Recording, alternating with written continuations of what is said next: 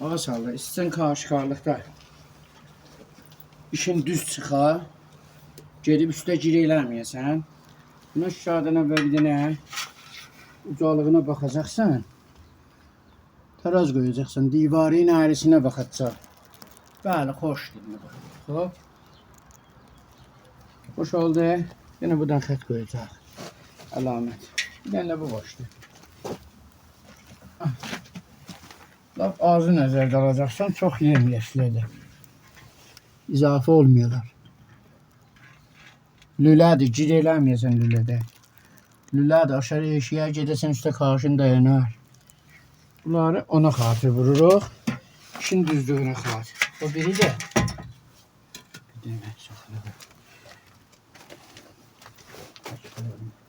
Haşmer ağa. Haşmer ağa. Bir dakika tez cebra.